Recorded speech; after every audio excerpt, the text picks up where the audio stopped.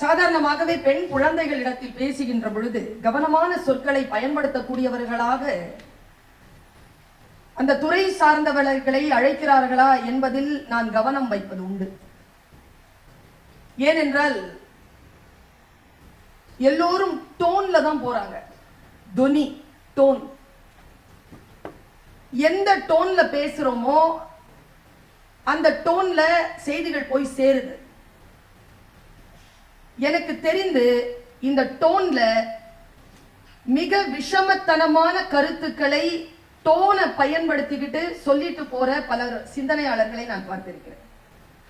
அது மிக மிக கவனமாக பார்க்கப்பட வேண்டிய ஒரு விஷயம். முக்கியமாக பெண் குழந்தைகளிடத்தில் பேசுகின்ற பொழுது உங்களை நான் சிரிக்க வைப்பதும் கைத்தட்ட வைப்பதும் மிக எளிது. ஏனென்றால் உங்களுடைய வயது, நீங்கள் சார்ந்திருக்கக்கூடிய பாலினம், இது இரண்டையும் வச்சு மிக எளிமையாக உங்களை என்னால் அப்படி பாக்கெட்ல போட்டுட்டு ஜிப் பண்ணிட்டு என்னால போயிட முடியும். ஆனால் என் நோக்கம் அது அல்ல. இன்றைக்கு நாம் கொஞ்சம் வித்தியாசமாக பெண் மொழி குறித்து சமூக வலைதளங்களில் பெண் எப்படி சித்தரிக்கப்படுகிறாள், ஒரு பெண் எப்படி மற்றவர்களால் கவனிக்கப்படுகிறாள், அவள் இதுதான் என்று மற்றவர்களால் எப்படி வழிநடத்தப்படுகிறாள்னு கொஞ்சம் யோசிச்சோன்னு வச்சுக்கோங்களேன், மிக கலவரமான ஒரு சூழல் வந்து சேருகிறது. ராஜ்மோகன் அவர்கள் பேசிக்கிட்டே இருக்கும் பொழுது நடுவுல ஒரு விஷயம் பேசினாங்க. நான் போன்ல எந்த யார்கிட்டயாவது சிரிச்சு பேசினேன்னா என் மனைவி கேப்பா ஒன்னா அப்படின்னு கேப்பா. நம்ம சிரிச்சோம்ல, மாத்தி போட்டு பாருங்களேன், சிரிப்போமா? அவங்க வைஃப் பேசுறாங்க, யார்கிட்டயோ சிரிச்சு பேசுறாங்க, இவரோட என்ன பையனா அப்படின்னு கேட்டா குடும்பத்துல கலவரம் வரும். ஆம்பளை பொம்பளையோட பேசினா நகைச்சுவை, பெண் ஆணிடத்தில் பேசினால் குடும்பம் வன்முறைக்கு அந்த பெண்ணை உட்படுத்தப்படுவாள் என்பதுதான் இன்றைய மிக நிதர்சனமான உண்மை. மிக நிதர்சனமான உண்மை. ஒரு பெண்ணினுடைய சுயம் இருக்குல்லப்பா, சுயம். என்கிட்ட ஒரு எனக்கு உண்மையாவே அவரை பார்த்தா கோவம் இருக்கு. ஏன்னா அதற்குள்ளாக ஒரு இவரை மட்டும் இல்லை, இந்த பெண்கள் குறித்து பேசுகின்ற ஆண்களை பார்க்கும் போதெல்லாம் அவ்வளவு கோபம் இருக்கு. ஏன் தெரியுமா? அவர்களுக்கு உள்ளே ஒரு சிறிய அரசியல் ஓடுகிறது. ஆனால் அந்த அரசியலை பற்றி அவர்களுக்கே தெரியாது. ஆனால் சேஃப்டியா இருக்குங்கிறதுனால அந்த அரசியல் பண்ணிட்டு போயிட்டே இருக்காங்க. They are very safe. You know that? They are very safe. We are not safe. நீ நல்லா தெரிஞ்சுக்கோங்க, பெண்ணை பற்றிய ஆறுதலான கருத்துக்கள் எங்கே பேசுகிறோமோ அங்கே ஆண்களுக்கு எதிரான கருத்துக்கள் சொல்லுவதாக புரிந்து கொள்ளப்படுகிறது. எனக்கு தெரிஞ்சு ஒரு பெண்ணினுடைய ஆக பெரிய அவமானம் என்ன தெரியுமா? ஒரு பெண்ணை ஆக பெரிய அவமானம் ஒருத்தர் செஞ்சிட முடியும் அப்படின்னா என்னன்றதை நான் சொல்றேன். இதை நம்ம புரிஞ்சுக்கிட்டோம்னா இந்த சமூக வலைதளங்கள் மற்ற விஷயங்கள்லாம் இருக்குல்ல, அது நம்ம கண்ட்ரோல்ல வந்துடும். நம்ம சில விஷயங்களை புரிஞ்சுக்கிட்டோம்னாலே சில விஷயங்கள் நம்ம கண்ட்ரோல்ல வரும். நமக்கு புரிய மாட்டேங்குது, அதனாலதான் நம்ம கண்ட்ரோல்ல வர மாட்டேன். நான் ஒரு நாள் மேடையில பேசிட்டே இருக்கும் பொழுது எனக்கு ஒரு சிட்டு வந்து, ஏன் ஆம்பளைங்களை ஒரு மாதிரி திட்டிக்கிட்டே எப்ப பார்த்தாலும் பேசுறேன், ஏன் கடுக்கடுன்னு பேசுறேன், சிரிச்சா அவ்வளவு நல்லா இருக்கீங்க தெரியுமா, நீங்க சிரிக்கலாம்ல அப்படின்னு சொல்லிட்டு அடுத்த வாரத்தை அந்த தோழன் எழுதுகிறார், உங்களுக்கு என்னதான் வேணும், எது கொடுத்தாதான் சிரிப்பீங்க, சந்தோஷமா இருப்பீங்க.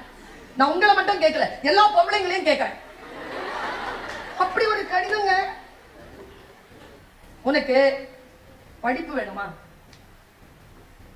பணம், சொத்து, நகை நட்டு, பயணம், பதவி, அதிகாரம் என்ன இருந்தா நீ சந்தோஷம் அடைவ சொல்லு.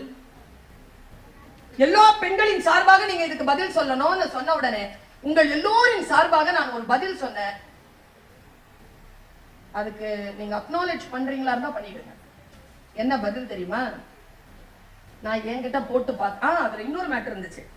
கல்யாணம், குழந்தைகள் பிராக்கெட்ல ஆண் குழந்தை, போட்டிருந்ததுங்க. எனக்கு 2 கேள்விகள் திருப்பி வந்தது. என்கிட்ட எல்லாம் இருக்கு, அந்த லிஸ்ட்ல இருக்கிற எல்லாம் என்கிட்ட இருக்கு. நட்டு இல்ல, நகை இருக்கு. நான் லூசி இல்ல, என்கிட்ட நட்டு கிடையாது, நகை இருக்கு. இந்த ஆண் குழந்தைன்னு இருந்தாலும் சுருன்னு ஒரு கோவம் வந்துச்சு. ஏன்னா இந்த உலகத்தில் எல்லா வீடுகளிலும் குழந்தைகள் மட்டும்தான் பிறக்கிறார்கள்.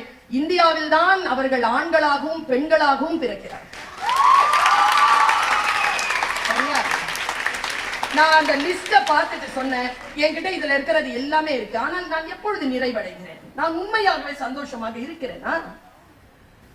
நான் உண்மையாகவே நான் மிக நிறைவாக இருக்கிறேனா? இல்ல. இது எல்லாம் ஒரு பெண்ணை மகிழ்ச்சி உற செய்யாது. மகிழ்ச்சி உற செய்யாது. இவர் சொன்னார்ல, ஆண்கள் அப்படி வளர்க்கிறோமா? அதாவது அப்படி வளர்க்கிறோமான்னு இல்ல, எப்படி வளர்க்கணும்னு சொல்லு.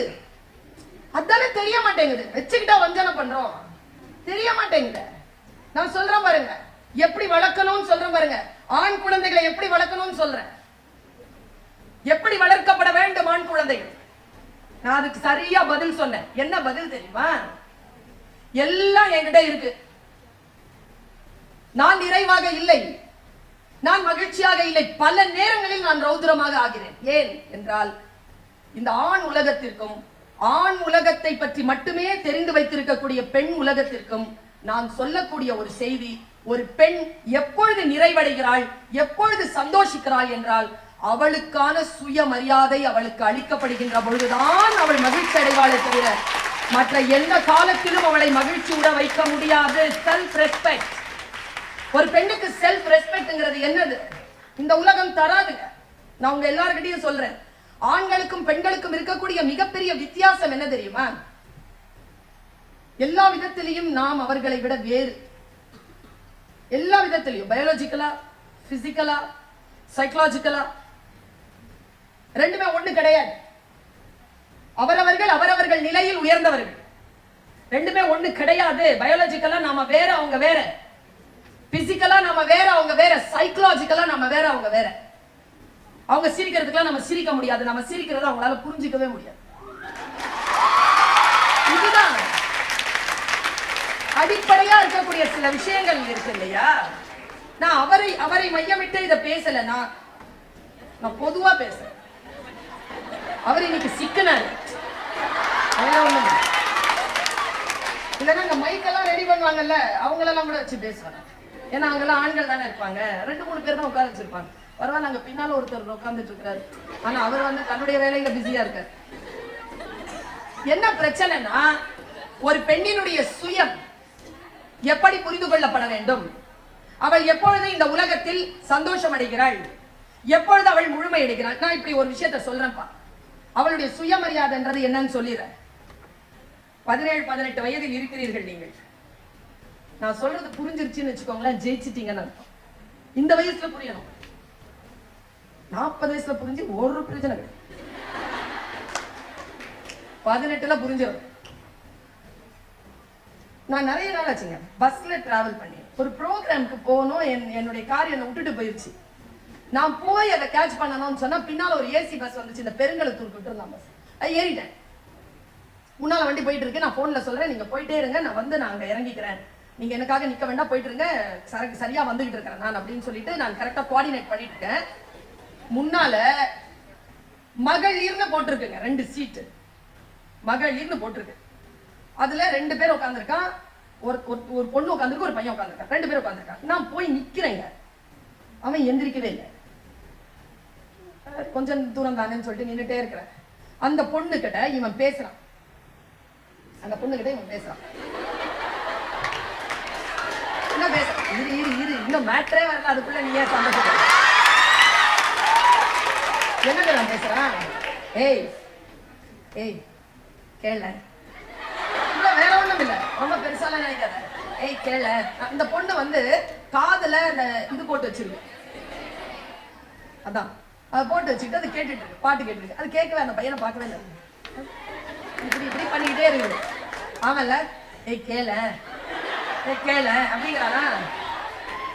அவ்வளோ நேரமா கேட்கறானேன்றதுனால நான் கேட்டேன் என்னன்னு.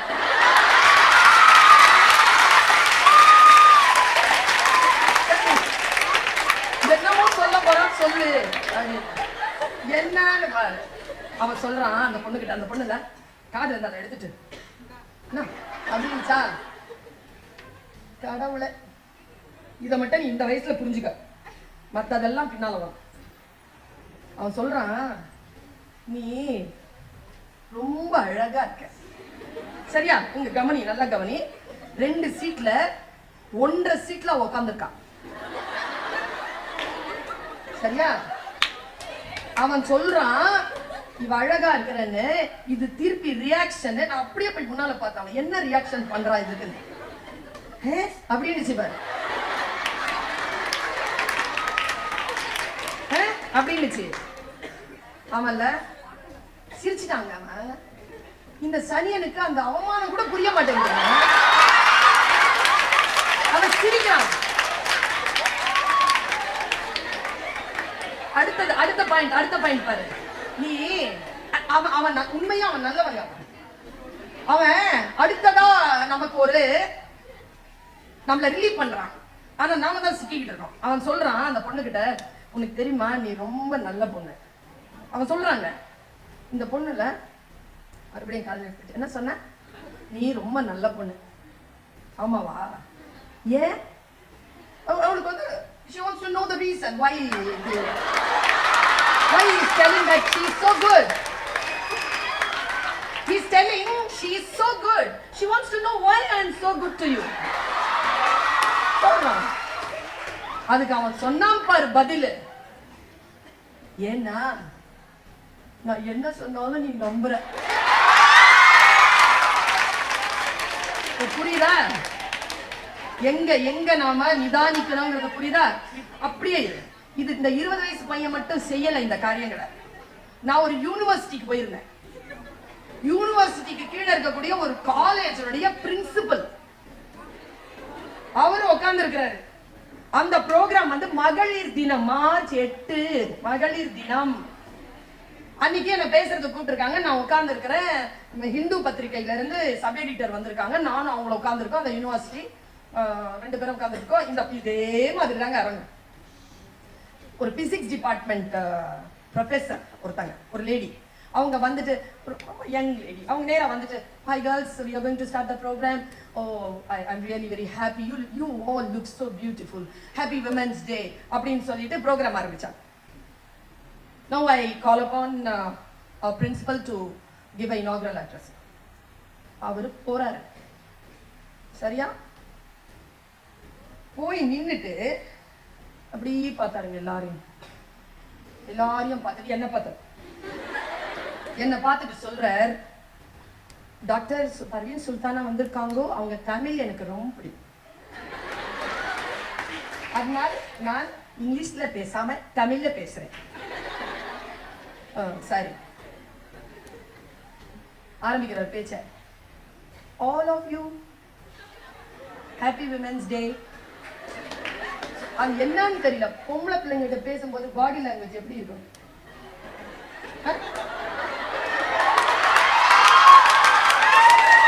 ஒரு மரியாதை இல்லையா? நல்லா தெரிஞ்சுக்கோங்க குழந்தைகளே. ஆண்கள் பெண்களுக்கு எப்படி உடல் பற்றிய சிந்தனை, அவர்களுக்கான கற்பிதங்கள் ஆரம்ப காலம் முதல் நமக்கு சொல்லிக் கொடுக்கப்பட்டிருக்கிறதோ, ஒரு ஆணுக்கு முன்னால் இப்படித்தான் நாம் இருக்க வேண்டும் என்று நமக்கு சொல்லிக் கொடுக்கப்பட்டிருக்கிறதோ, அதே மரியாதை அளவில் கொஞ்சம் கூட குறையாமல் ஆண்களும் நமக்கு முன்னால் அப்படித்தான் நடந்து கொள்ள வேண்டும். அதெல்லாம் குறைய முடியாது. அவர் சொல்றார் வந்து,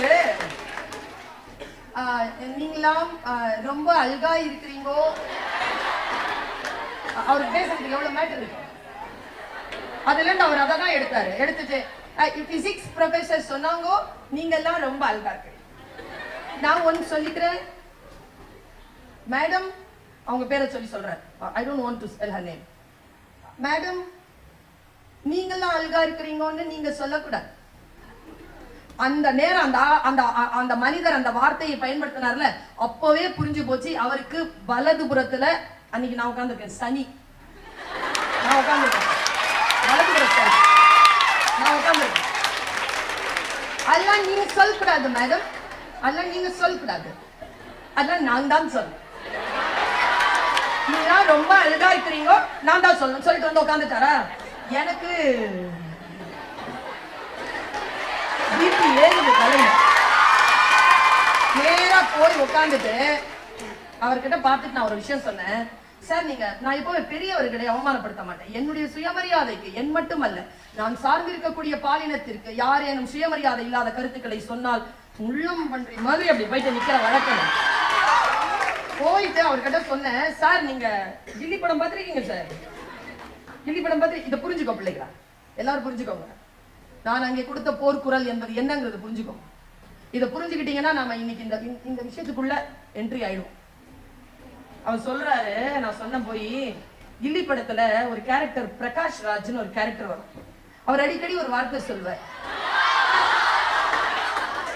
அதான் நமக்கு அதான் ஞாபகம் இருக்கு. அவர் ஒரு வார்த்தை சொல்லுவாரு. நான் அந்த பழனிவேல் சாருக்கு சொன்ன வார்த்தை என்ன தெரியுமா? அதெல்லாம் நீயே சொல்ற, அதெல்லாம் நீ சொல்லக்கூடாது, அதெல்லாம் நீ சொல்லக்கூடாது, நான் அழகா இருக்கிறேன்னு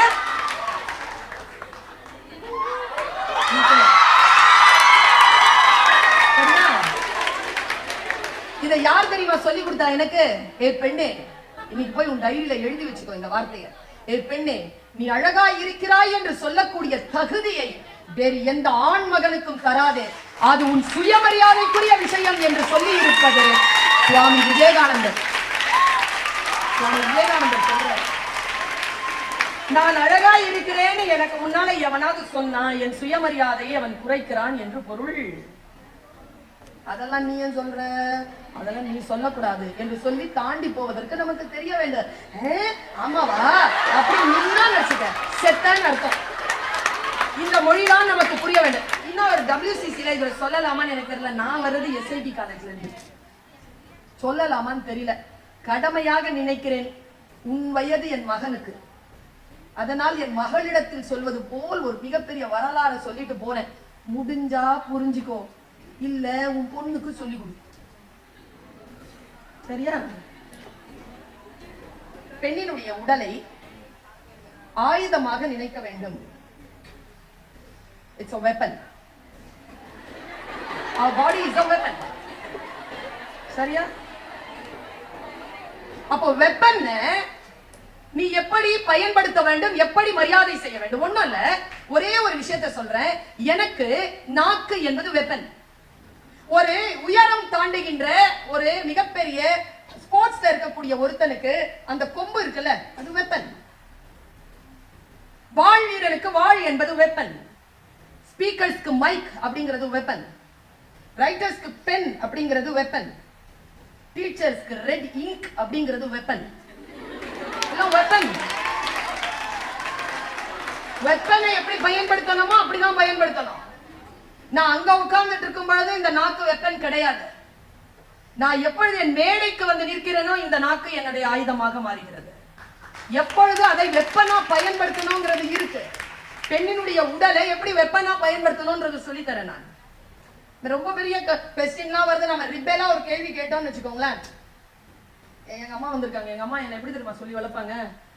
ஒரு நாளுங்க எனக்கு என்னுடைய மன உணர்வுகள் அப்படி மோதிக்கிட்டு இருக்கு, அதை சரியா உனக்கு போய் சேரணுமேங்கிற தவிப்பு தான். எந்த மைண்ட் செட்ல நான் வந்திருக்கிறேனோ அந்த மைண்ட் செட்ல போய் அது சேரணும் சரியா. என்னுடைய அக்கா வந்து எப்பவுமே பால் வாங்குவாங்க. இங்க சென்னை வாசிகள் எத்தனை பேர் இருக்கீங்கன்னு தெரியாது. ஒரு 30 வருஷத்துக்கு முன்னால பால் பட்டன் பால் கிடைக்கும்.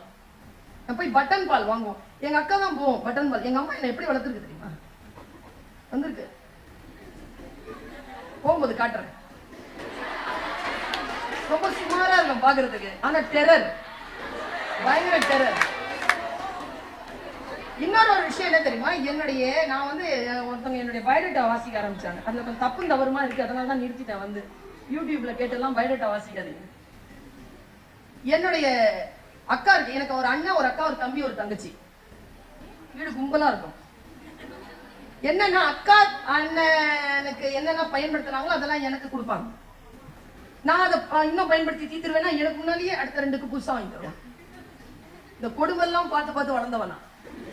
இதை ஒண்ணுன்னா என் அக்காவுக்கு 12 வயசு இருக்கும்போது அவ பால் வாங்க போவா. ஒரு நாள் நான் செய்யக்கூடாத ஒரு காரியத்தை செஞ்சுட்டேன். அவ எழுந்திரிச்சா 5 மணிக்கு. 5 மணிக்கு எந்திரிக்க ரொம்ப கஷ்டமா இருக்கும்.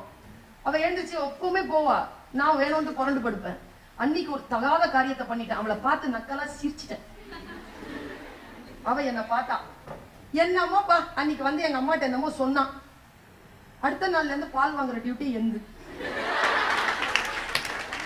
அப்படி என்ன சொன்னான்னு 6 மாசமா விட கேட்டேன், சொல்லவே இல்லை. அப்புறம் ஏதோ ஒரு சந்தோஷமான டைம்ல கேட்டேன், சொல்லிட்டா. ஒன்னும் சொல்லலப்பா. அவ பால் பட்டன் நமக்கு வரல. அப்ப அந்த பக்கத்துல ஒருத்தன் நின்றுட்டு இருப்பான், கரெக்டா பால் வருதான்னு பாக்குறதுக்கு. அவன் கண்ணத்தை கிள்ளிட்டான்னு சொல்லிட்டான். எங்கம்மா, ஐயோ அப்படியா, நாளையில இருந்து நீ இல்ல அவளை அனுப்பு. என்ன அனுப்பிட்டாங்க? சி இவ்வளவுதானே, எனக்கு அடுத்தது ஒண்ணு இருக்குது, அதுக்கிட்ட டியூட்டி ஷிஃப்ட் பண்ணலாம்ல. சி இவ்வளவுதானா. நேரம் அடுத்த நாள் காலையில போயிட்டு பால் இத கேத்தல கொண்டு டப்புனு எங்க அம்மாட்ட வச்சேன். எங்க அம்மா இட்லி என்னமோ பண்ணிக்கலாம் என்ன அப்படின்னாங்க. எங்க அம்மா எப்பவுமே என்ன இப்படிதாங்க சொல்லுவாங்க. எங்க அம்மா எங்க அக்காவை மட்டும் இல்ல, என்ன பாப்பா என்ன என்ன அப்படிம்பாங்க. எங்க அம்மா என் முன்னால எங்க அக்காவை எப்படி நான் புகழ்வாங்க, அவ பாரு இவ்வளவு வெளிச்சமா இருக்கா, கரண்ட் போனாலும் உட்கார்ந்து இருக்கிறது கண்டுபிடிக்கலாம். வெறுப்பா இருக்கோங்க இந்த வார்த்தை எல்லாம். அப்படி மூளையில அப்படி சவுக்கடி விழும். சரின்னு எங்க அம்மாட்ட வந்து வச்சேன், தப்புன்னு வச்சேன். எங்க அம்மால என்ன அப்படின்னாங்க, இந்த பட்டன் அமுக்குற நேரத்துல ஒரு திறக்கிறான்ல, ஆமா அவன் கண்ணத்தை கிழிக்கான். எங்க அம்மா ரியாக்ஷன் பாரு, சேச்சா உன்னை யாரும் அப்படி பண்ண மாட்டாங்க. சத்தியமா சொன்னாங்க. எவ்வளவு அவமானமா இருந்துச்சு தெரியுமா எனக்கு. போப்பா போ வேலையை பாரு போ அப்படின்ட்டாங்க. நான் கொஞ்ச காலத்துக்கு அப்புறமா எங்க அம்மா, அது ரொம்ப மனசுல காயமா இருந்துச்சு எனக்கு. அக்கா சொன்னா நம்புறாங்க, நம்ம சொன்னா நம்பலையேன்னு. எங்க அம்மா சொன்னாங்க, இங்க பாரு அவ பயந்தாங்கொள்ளி, கிள்ளுனா இப்படிதான் வந்து சொல்லுவா. ஆனா உன்னை எவனாவது கிள்ளி இருந்தா ஒண்ணு அவன் சட்டையை கிழிச்சு அவன் அடிச்சு, இல்லைன்னா நீ சட்டை கிழிச்சு ரத்த வழியா வந்து நின்றுப்பிய தவிர இந்த மாதிரி ஒண்ணு அவன் எனக்கு கிள்ளிட்டான்னு நீ சொல்ல மாட்டேன், எனக்கு உன்னை பத்தி நல்லா தெரியும் என்று சொல்லி வளர்த்த வளர்ப்பு தான் இன்றைக்கு தனி மனுஷியாக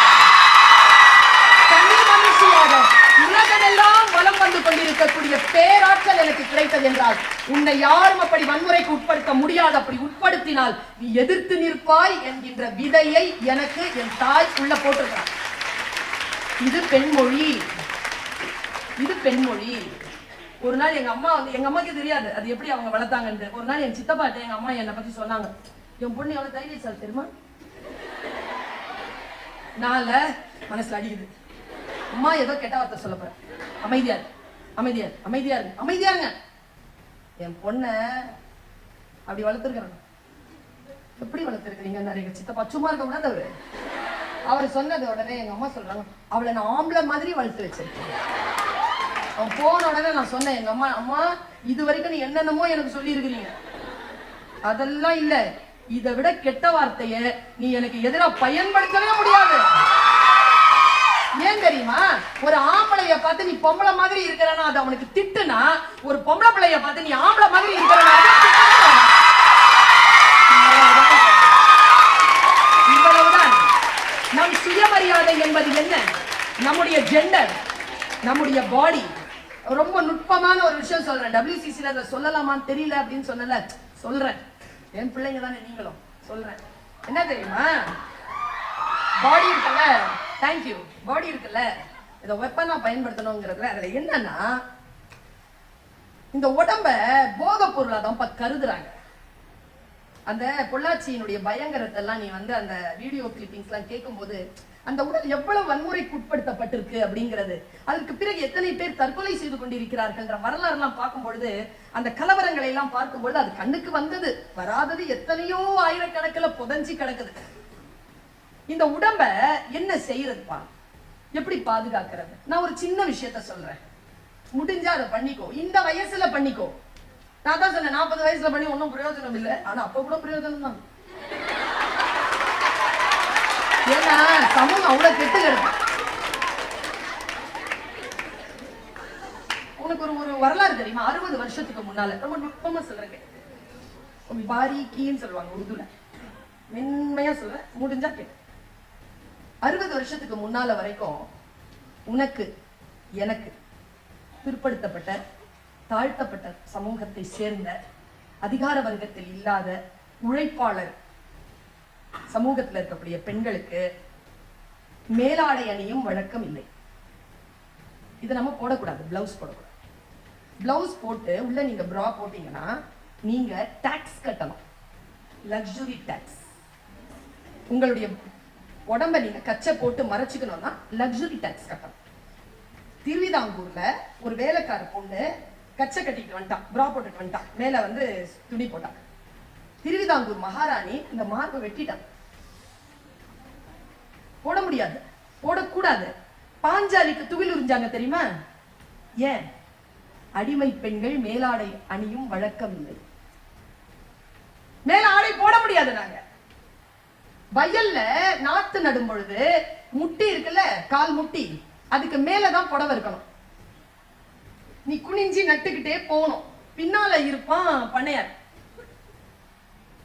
உன் முட்டியில இருந்து கொஞ்சம் கீழே இறங்குச்சுன்னு வச்சுக்கோ உன்னுடைய புடவை, இந்த பனங்கருக்கு இருக்குல்ல, பனங்கருக்கு, அதால அடிப்பாங்க கால்ல. ஏத்து புடவைய மேல நீ உன் பிளவுஸ் போட முடியாது. மார்பை காட்டிக்கொண்டுதான் இருக்க வேண்டும். கணவன் இறந்தால் மார்பை திறந்து அதில் முலைகளில் அடித்துக் கொண்டுதான் நீ வர முடியும், வர வேண்டும். இப்படிப்பட்ட சூழ்நிலையில் தான் தந்தை பெரியார் ஒரு மிகப்பெரிய போராட்டத்தில் தமிழகத்தில் இருந்து தன்னை வெளிப்படுத்துகிறார். என்ன போராட்டம் என்றால் மேல் சீலை போராட்டம். இது என் உடல், நான் காட்ட மாட்டேன், நான் மறைத்து வைத்துக் கொண்டிருப்பேன். இது என் பிறப்புரிமை, என் சுயமரியாதை, என் உடல், இதை நான் காட்ட மாட்டேன் என்று போர்க்குரல் உயர்த்தினார்கள். வைக்கம் போர் நம் நாட்டில் நடந்தது. இப்ப ஒரே ஒரு குறிப்புல இதை நிறுத்துறேன், ஒரே ஒரு குறிப்புல நிறுத்த. உன் உடலை நீ காட்ட வேண்டும் என்று சொன்னதிலிருந்து மீண்டு வந்து என் உடலை நான் மறைத்துக் கொள்வேன் என்று சொன்னதுதான் சுதந்திரமே தவிர என் உடலை நான் காட்டுவேன் என்று சொல்லுவது அடிமைத்தனம் என்பதை மட்டும் நீங்கள் புரியுது. உடலை மறைத்து வையுங்கள், அது உன் சுயம். நீ நல்லா பாரு, ஒரு ரைட்டரை பாரு, ஹையஸ்ட் போஸ்ட்ல இருக்கக்கூடிய போலீஸ் ஆபீசரை பாரு, சீஃப் மினிஸ்டரை பாரு, நீ ஏதாவது எந்த போஸ்டிங் ஹையர் போஸ்டிங்ல இருக்கக்கூடிய யாரை வேணாலும் பாரு, அவர்களுடைய ஆடை முறையில் ஒரு முரட்டுத்தனம் இருக்கும். கவர்ச்சியா அருணப்பட மாட்டாங்க. கவர்ச்சியாக ஆடை அணிவது என்பது பெண்ணிற்கு எதிராக பெண்ணே விதித்துக் கொள்ளுகின்ற அடிமை வலை என்பதனை மட்டும் என் குழந்தைகளை நீங்கள் புரிந்து கொள்ளுங்கள். நீங்க பிரியா இருக்கிற மாதிரி உங்களுடைய உடலை நீங்கள் காட்டிக்கொள்வதில் நீங்க பிரியா இருக்கிற மாதிரி நீங்க ஃபீல் பண்றீங்களா? பாதுகாப்பாக இந்த சூழல் பாதுகாப்பானது இல்லை. பாதுகாப்பு இங்கே மிக மிக குறைந்து கொண்டே இருக்கிறது. Just do understand your body. Just do respect it. உங்களுடைய உடலை நீங்கள் மரியாதை செய்ய தொடங்குங்கள் என்பதுதான் என் கருத்தாக இருக்கிறது. எப்படி இருந்தாலும் மூளைக்குள் சில விடிவுகளை, சில விடியல்களை அனுமதியுங்கள். தவறான விஷயங்கள் எந்த டோன்ல வந்தாலும் பாருங்க, ஒரு ஆணுக்கு நிறைய பெண்களுடைய தொடர்புகள் இருப்பது என்பது சிரிப்பிற்குரிய விஷயம். ஆனால் ஒரு பெண்ணுக்கு இப்படிப்பட்ட உறவுகள் நிறைய இருந்தா அது சமூகத்தில் திட்டுக்குரிய விஷயம், அப்படிதானே? ஆனா அதை எளிமையாக்குறது எப்படி தெரியுமா? இவங்க அந்த கல்ச்சரை உடைக்கிறது எப்படி தெரியுமா? ஒரு ஜோக் சீனை போட்டுறது. அந்த ஜோக் சீன்ல கவுண்டமணி சாரை விட்டுறது. கவுண்டமணி சாரை விட்டுட்டு நிறைய பெண்களோட அவருடைய மனைவிக்கு, நிறைய ஆண்களோட அவருடைய மனைவிக்கு தொடர்பு இருப்பதாக காட்டி எல்லாத்தையும் மேல இருக்கிறவன் பார்த்துப்பான், எல்லாத்தையும் மேல இருக்கிறவன் பார்த்துப்பான், நம்ம சிரிக்கிறோம். ஒரு பெண்ணிற்கான பாலியல் ரீதியான புரிதலை, கட்டுடைப்பை நகைச்சுவை மூலமாக நமக்கு கொண்டு வந்து தருகிறார்கள். நான் எந்த பழைய கருத்தையும் நான் சொல்ல இல்லை, நம்முடைய பாதுகாப்பு குறித்து நான் சொல்லுகிறேன். தந்தை பெரியார் இன்னைக்கு காலையில ஒரு மெசேஜ் பார்த்தேன். தந்தை பெரியார் சொல்றாரு ஒரு வார்த்தை, இந்த சமூகத்திற்கு கொஞ்சமாவது புத்தி இருந்தால், அது ரொம்ப சூப்பரா சொல்ற, பெண்களை அது கொடுமை செய்யாது. என்ன வார்த்தை பாரு, இந்த சமூகத்திற்கு கொஞ்சமாவது புத்தி இருந்தால் அது பெண்களை கொடுமை செய்யாது. இந்த வார்த்தை என்னை பல நேரமாக பல விஷயமாக என்னை சிந்திக்க வைத்துக் கொண்டே இருக்கிறது. குழந்தைகளே, கொஞ்சம் சிந்தியுங்கள். உண்மையில் அவர் சொல்றாருல, ஏதோ 2 வார்த்தை சொன்னாரு ராஜ்மோகன் சார், எனக்கு உடனே ஆமால இது இப்படி இருக்கலாம். அவர் ரொம்ப நேர்மையா பேசினாரு. I really appreciate his. அவருடைய நேர்மை, அவர் சொல்லும் போது பெண்களுக்கு எதிரானது என்ன தெரியுமா? இப்ப நீங்க மேட்ரிமோனியல்ல நீங்க படிச்சிருக்கீங்களா பிள்ளைங்களா? அது அந்த அட்வர்டைஸ்மெண்ட்டை படிச்சிருக்கீங்களா? படிக்கும் போதெல்லாம் எனக்கு லோ பிபிங்க, ஆக்சுவலா லோ ஆயிரும்.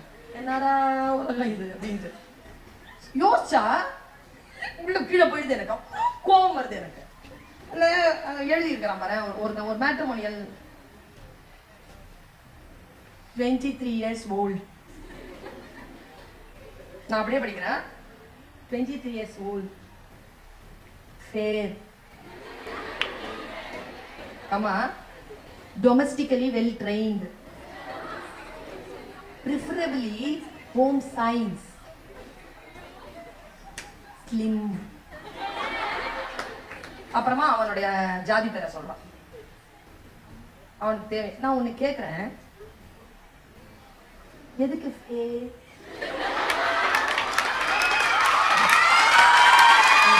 தெரியல, ரொம்ப இன்னசென்ட்டா கேட்கிறேன், குழந்தை மாதிரி கேட்கிறேன். எப்பா வெப்ப பூமி ராஜா, வெப்ப பூமியில உழைப்பாளர்களுக்கு பிறந்தவர்கள் கருப்பாகத்தானே இருப்போம்.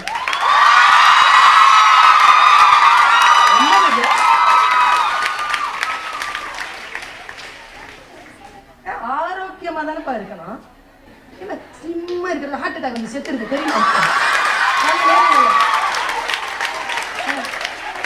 கொலஸ்ட்ரால் ஹைல இருக்குது, இவ்வளவுதான் இருக்குது. நான் ஒண்ணு சொல்றேன், குண்டா இருக்கிறது ஒல்லியா இருக்கிறதெல்லாம் மேட்டரே கிடையாது. எது தெரியுமா மேட்டர்? ஆரோக்கியமா இருக்கிறியா? ஆரோக்கியமா இருக்கிறியா? 28 நாளைக்கு ஒரு வாட்டி மென்சுரேஷன் வருதா? கண்ணாடி போடாம கண்டு தெரியுதா? வாயில 32 பல்லு வச்சிருக்கிறியா? படுத்தா தூக்கம் வருதா? மொபைல் இல்லைன்னா கையெல்லாம் ஒதுராம இருக்குதா?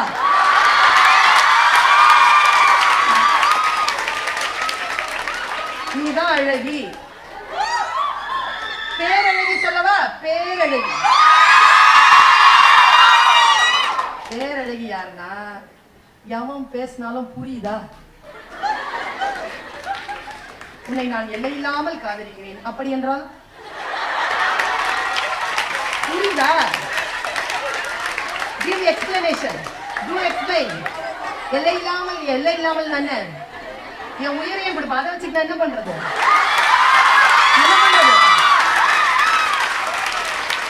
புரியுதா? மத்தவன் பேசுறது புரியுதா? நான் உன்னை அப்படி நினைக்கவே இல்லையே. இதை நான் ஏன் 3 வருஷத்துக்கு முன்னால சொல்லியிருக்கணும், இப்ப சொல்றீங்க. புரியுதா? நீ பேரழகி. பிரபஞ்ச அழகி என்ன தெரியுமா? மத்தவன் புரிஞ்சுக்கிற மாதிரி பேசுறது. நீ எது பேசுறியோ ஷார்ப்பா ஆன் டாட் பேசுறது. பழவழா கொழக்கொழான்னு இல்லாம ஆன் டாட் பேச தெரியுதா? நீ பிரபஞ்ச அழகி. நல்லா தெரிஞ்சுக்கோ. சிவப்பா இருக்கணும்னா ட்ரை பண்ணாத, அழகா இருக்கணும்னா ட்ரை பண்ணாத. அதெல்லாம் அடுத்த வருஷம் ரிட்டையர்ட் ஆக போறவங்க தான் கவலைப்படலாம்.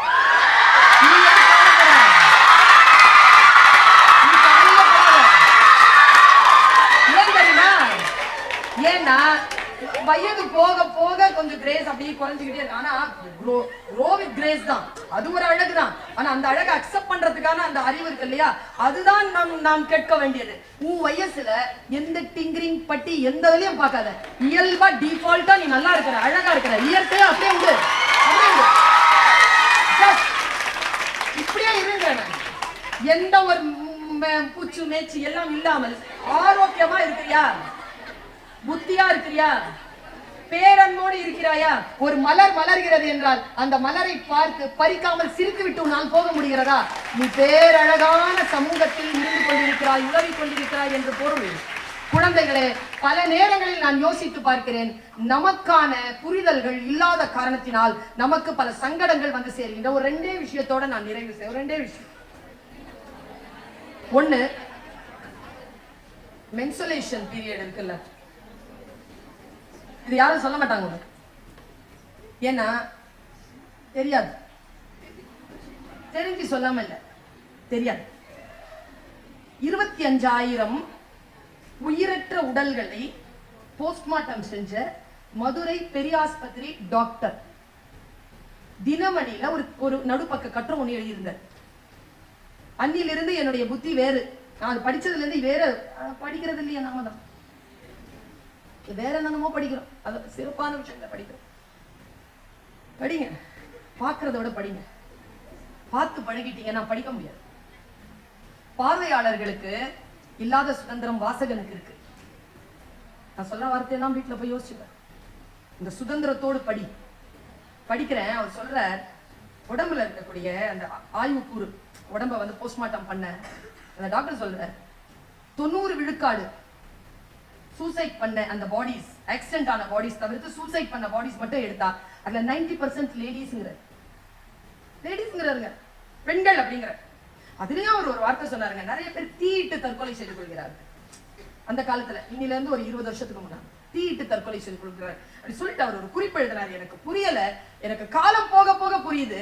அவர் சொல்ற தீயிட்டு தற்கொலை செய்து கொள்வது என்பது ஆகப்பெரிய அன்பினுடைய வெளிப்பாடான வன்முறையான வெளிப்பாடுங்க.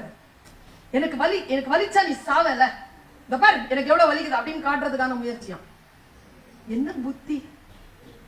90 விழுக்காடு பெண்கள் அப்படி செத்துருக்கிறாங்க. சொல்லிட்டு ஒரு விஷயம் சொன்னார், பிள்ளைகளை, என் காலில் இருந்து நிலம் அசைந்ததை இன்றைக்கு உன் தாய் போல் நான் சொல்லுகிறேன், மனசுல வச்சுக்கோ. அவர் சொல்ற, கூராய்வு செய்கின்ற பொழுது அந்த கர்ப்பப்பைக்கு பக்கத்தில் ஓவரிஸ் இருக்கும்ல, அதில் நான் நிறைய சினை முட்டைகளை பார்த்தேன். சினை முட்டைகள் எப்போ இருக்கும் அப்படின்னா, மென்சஸ் ஆகிறதுக்கு, பீரியட்ஸ் ஆகிறதுக்கு ஒரு 3 days முன்னால அது ரொம்ப ஃபுல்லா வளர்ந்துருக்கும். 3 days முடிஞ்ச உடனே அது ஃபுல்லா வெளியில வந்து டிஸ்சார்ஜ் ஆகாது. அந்த டைம்ல தான் இந்த சூசைட் நடந்திருக்கு. அவர் சொல்றார் 95%, நான் உறுதியா சொல்றேங்கிறார், 95%. என்னுடைய பேச்சை கேட்டுக்கொண்டிருக்கக்கூடிய சில மருத்துவர்கள் இதற்கு ஓரளவு கமெண்ட் கொடுக்கலாம். சொல்லிட்டு சொல்றார், கீழே சொல்றார், பீரியட்ஸ் ஆகிறதுக்கு 3 daysக்கு முன்னால ஒரு பெண்ணுக்கு ஒரு அழுத்தம் இருக்குமா, மன அழுத்தம், மனசு கஷ்டமா இருக்குமாங்க. எது சொன்னாலும் கோவம் வருமா சட்டுன்னு. ஐயோ அங்க கெரோசின் வச்சிருக்குது, நீ வேற அவ பிரச்சனையில இருக்கிற, அதை வேற காட்டி விட்டுறாத, சொன்னாலே போதும், போய் அதை குடிச்சிடும். இந்த டிராக்குள்ள இருக்கக்கூடிய அந்த வத்தி பெட்டியை கொஞ்சம் மறைச்சு வை அப்படின்னு சொல்லிட்டு அப்பா சொல்லிட்டு போனாலே போதும், டிராக்குள்ள இந்த வத்தி பெட்டி எடுத்துருவான். புத்தி அப்படிதான் இருக்குமா. அப்போ 28 days 30 daysக்கு once நமக்கு மென்சுரேஷன் பீரியட் வருதுன்னு தெரிஞ்சா ஃபர்ஸ்ட் 3 days be alert. புதிய விஷயங்களை, ஸ்ட்ரெஸ்ஸான விஷயங்களுக்குள்ள போகாம உன்னை நீயே கண்காணித்துக் கொண்டிருப்பதற்கான அந்த மனப்பான்மைக்குள் நீ வா. கேளிக்கைகள்ல ரொம்ப மனசை ஸ்ட்ரெஸ் பண்ணாத.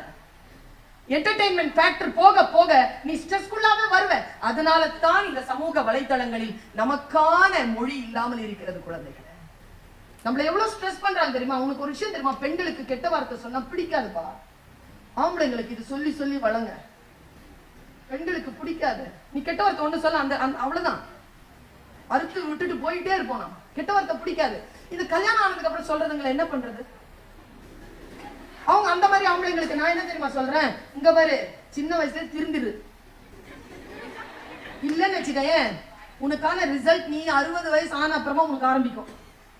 விட மாட்டாவ, கோத்து வச்சுட்டு ஒன்னொன்னா கழட்டி விடுவா. செத்தே போவ.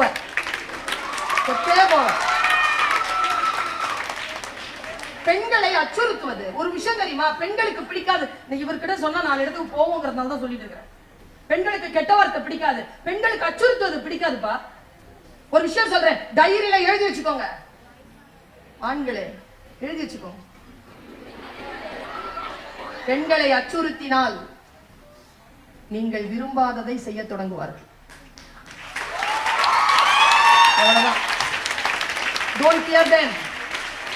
அச்சுறுத்தாதீங்க. ஒரு இறுதியான ஒரு செய்தியோட நான் நிறைவு செய்றேன். உங்களுக்கான கேள்வி நேரம் இருக்கிறது. இன்னும் 3 நிமிடத்தில் என் பேச்சு முடியும். உங்களுக்கான கேள்வி நேரங்கள் இருக்கு. 3 minutes. என்னன்னு தெரியல, இன்னைக்கு உனக்கு இது சொல்லணும்னு எனக்கு தோணுது. நான் சில காலங்களாக பெண்கள் மத்தியில் இதை சொல்லிக்கொண்டே வருகிறேன். எனக்கு தோணுது நீ நல்ல விதை நிலமா அப்படி விரிஞ்சு நிக்கிற. இன்னைக்கு நைட்டு போய் இந்த கையில தான் இந்த கொள்ளிக்கட்டையை வச்சிருப்பிய, அதை எடுத்துக்கோ. அதை எடுத்துக்கிட்டு நான் சொல்ற ஒரு விஷயத்த நீ பாரு, சரியா? நான் ஒன்னும் சொல்ல மாட்டேன்ப்பா. இந்த போன்லாம் யூஸ் பண்ணாதேன்னு சொல்றதெல்லாம் நான் ஒரு மாசமா நிறுத்திட்டேன். ஏன்னா எங்க காலேஜ்லயே சொல்லிட்டாங்க, கிளாஸ்க்கு போனோம்னா ஸ்மார்ட் போனோட போங்கன்றாங்க. என்ன தெரியுமா சொல்லுவேன், நான் பேசுறது உனக்கு புரியுதுங்கிறது உன்னுடைய ரியாக்ஷன்ல தெரியுது. நீ அழகாயிட்டு வர, நான் பேசுவது உனக்கு புரிகிறது. ஒன்னே ஒண்ணுதான், யூஸ் பண்ணாம இருக்காத, ஸ்மார்ட்டா யூஸ் பண்ணு.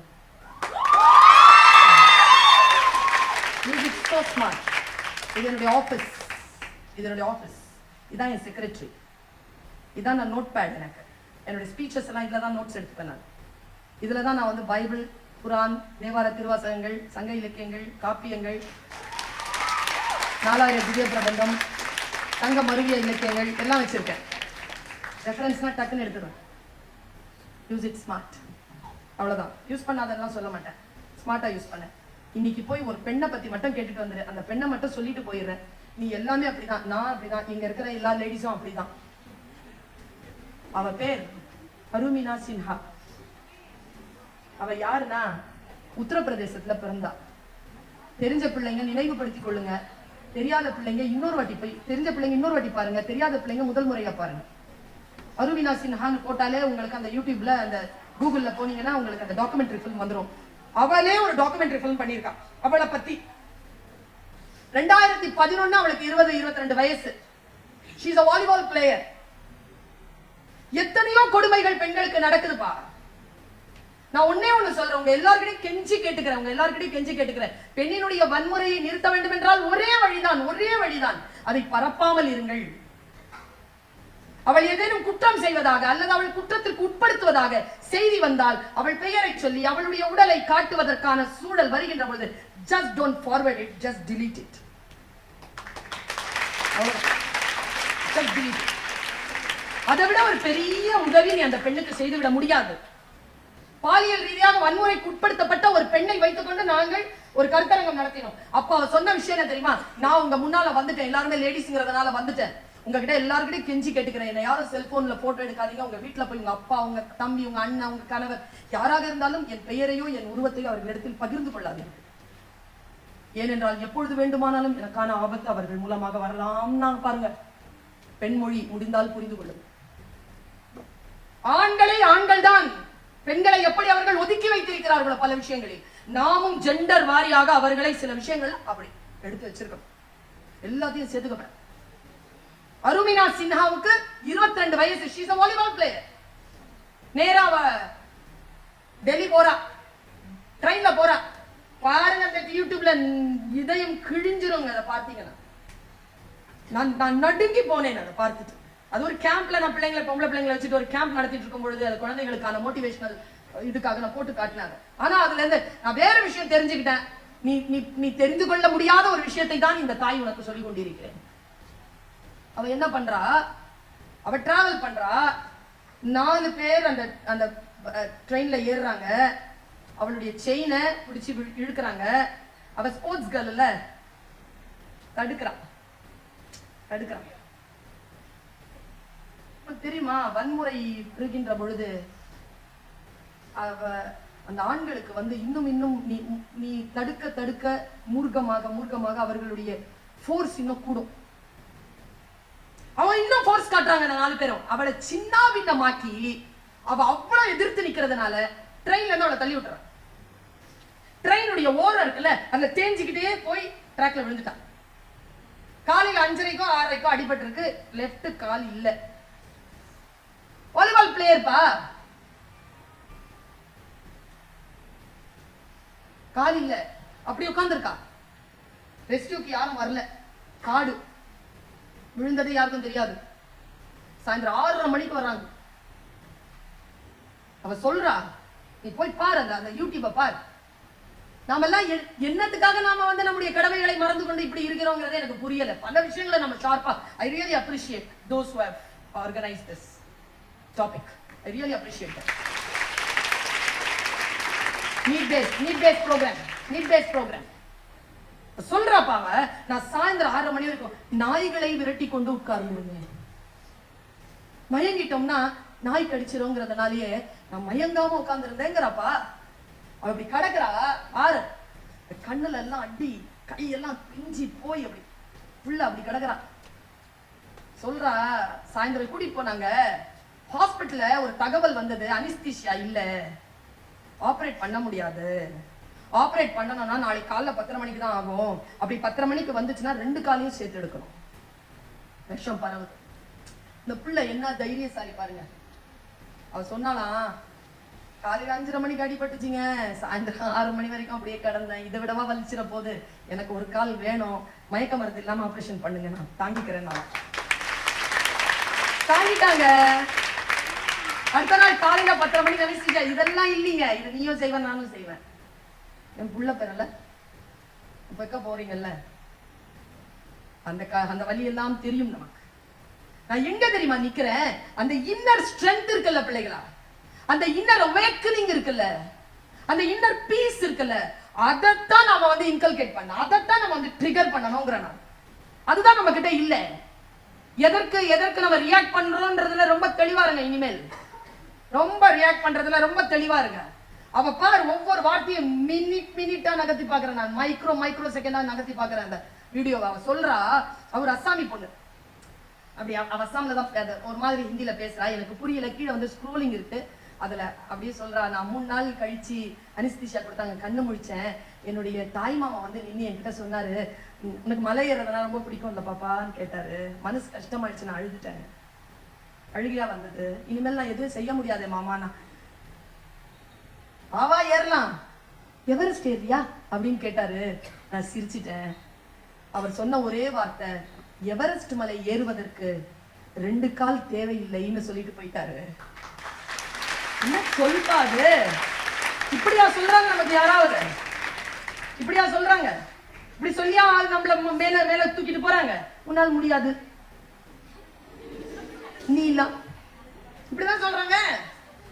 எவரெஸ்ட் மலை ஏறதுக்கு 2 கால் தேவையில்லை அப்படின்னு சொல்லிட்டு அவர் போயிட்டாரு. இவன் என்ன பண்ணிருக்கான்? 3 மாசத்துக்கு அப்புறமா அந்த கேலிபர் ஷூவை போட்டுட்டு எவரெஸ்ட் மலை ஏறின அந்த பெண்ணை போய் சந்திச்சிருக்கான். You won't believe, my dear kids. You won't believe. அத பாருங்க, it's mind blowing documentary film. அவ சொல்றா, நான் போனேன், அவங்க என்ன வந்து ரொம்ப இதுவா மோட்டிவேட் பண்ணாங்க அப்படின்னு சொல்லிட்டு அப்படி நிக்கிறா. அடுத்த ஷாட் எங்க தெரியுமா? எவரெஸ்ட் மலையில.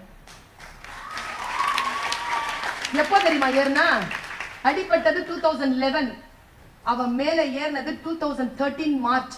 ஒரே வருஷத்துல ஏறிட்டாங்க, ஒரே எவரெஸ்ட் ஏறிட்டாங்க. சரி, இது டாக்குமெண்ட்ரி பிலிம், இது நீயும் பார்க்கலாம் நானும் பார்க்கலாம். அப்ப எதுக்கு நான் இதை உங்ககிட்ட சொல்றேன் தெரியுமா? அதுல ஒரு நுட்பம் இருக்குங்க, நான் பார்த்த நுட்பம். இது அருமைனாக்கே தெரியுமான்னு தெரியல, ஆனா அவ எனக்கு என்னுடைய அம்மாவா உயர்ந்து நிக்கிறா. என் அம்மா தான் எனக்கு எல்லாம். அவ அப்படி உயர்ந்து நிக்கிறா, அம்மா பக்கத்துல நிக்கிறா. அப்படி அந்த பொண்ணு, சின்ன பொண்ணு தான். என்ன தெரியுமா செஞ்சா?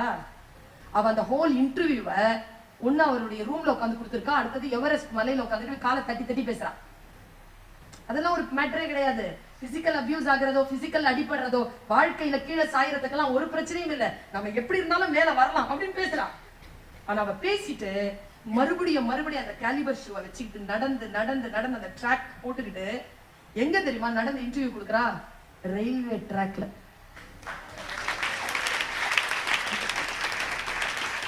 அவனை சொல்லட்டுமா? அவங்க எல்லாருக்குமே நம்மள யாராவது ஏதாவது ஒரு புள்ளியில தோக்கடிச்சிருப்பாங்க.